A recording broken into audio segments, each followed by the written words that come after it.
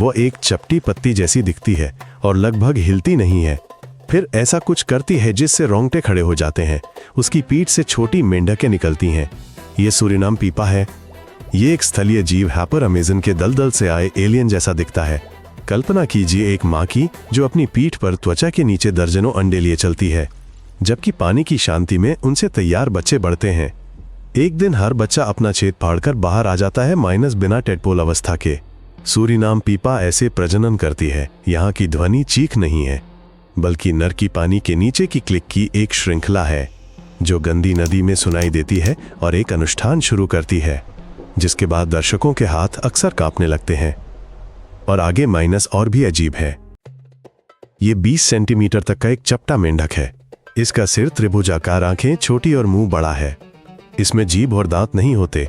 इसका शरीर सूखे पत्ते जैसा है, भूरा ग्रे और धब्बेदार। त्वचा खुरदुरी होती है और पंजे झिल्लीदार होते हैं। इसके आगे के पंजों पर तारे जैसे स्पर्शक होते हैं। इनसे ये तल और शिकार को टटोलती है। पाइपा कूदती नहीं और न ही किनारे आती है। ये कीचड़ से चिपक कर एक चपटी परछाई बन जाती है। सांस लेने के लिए ये ऊपर आती है, थुने बाहर निकालती है, फिर पानी के अंधेरे में तुरंत गायब हो जाती है। इसके सिर और किनारों पर संवेदी छिद्र होते हैं।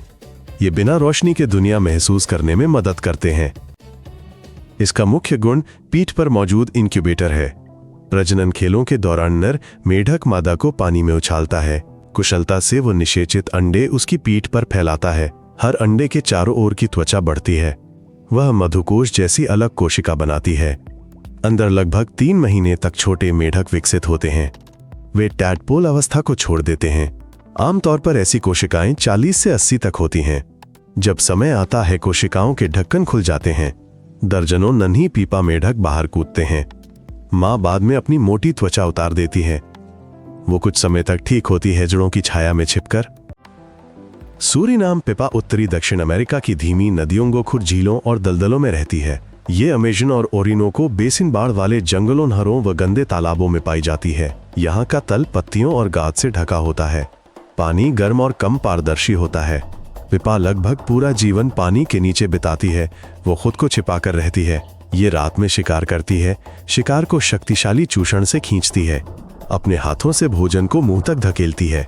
सूखे में ये गहरे या ऐसे गड्ढों और धीमी धाराओं में चली जाती है जहां पानी और ऑक्सीजन बची रहती है। ये कभी कभी ही सतह पर आती है। वहां ये मछली और सांपों से भी बचती है। छलावरण और निश्चलता पर निर्भर करती है। ये कैसे काम करता है? गंदे पानी में टैडपोल का बचना मुश्किल है। उन्हें मछलियां और कीड़े खाते हैं। पोखर जल्दी सूख जाते हैं। पीपा ने अलग तरीका अपनाया। अंडे मां की पीठ पर सुरक्षित कक्षों में विकसित होते हैं। अंडे मां की त्वचा से ऑक्सीजन लेते हैं। इस मेंढक की जीभ नहीं होती है। ये वैक्यूम क्लीनर की तरह खाती है। ये मुंह और गले को तेजी से फैलाकर पानी और शिकार खींचती है। ये कंपन से रास्ता खोजती है। इसकी त्वचा और सिर पर संवेदनशील रिसेप्टर्स होते हैं। ये मछलियों जैसे होते हैं। वे अंधेरे में हलचल पकड़ते हैं। ये सरल है, जोखिम कम, बचने की संभावना अधिक।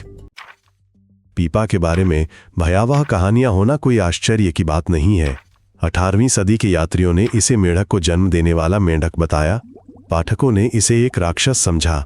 ऑनलाइन ऐसे वीडियो दिखते हैं जहां मां की पीठ से बच्चे निकलते हैं। ये सच है, पर ये न परजीवी है न बीमारी। अंडे सेने के दौरान मादा कमजोर हो जाती है। उसे छूना नहीं चाहिए। कोई भी गड़बड़ी संक्रमण या अंडों को नुकसान पहुंचा सकती है। लिनियस ने इस मेंढक का वर्णन किया था। सूरीनाम और गुयाना के प्रकृतिविदों ने इसके अनोखे प्रजनन की पुष्टि की। वैज्ञानिकों को इसकी पीठ पर छत्ते और प्रेमालाप ने आश्चर्यचकित किया। नर पानी के नीचे क्लिक करता है और नाचता है। वह अंडों को ठीक से फैलाता है। शोध से पता चला कि मां की त्वचा कोशिकाएं हार्मोन से बदलती हैं। वे रक्तवाहिका नेटवर्क वाले कक्ष बनाती हैं।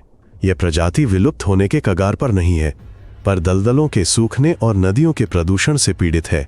जहां पानी मरता है वहां पीपा भी गायब हो जाती है।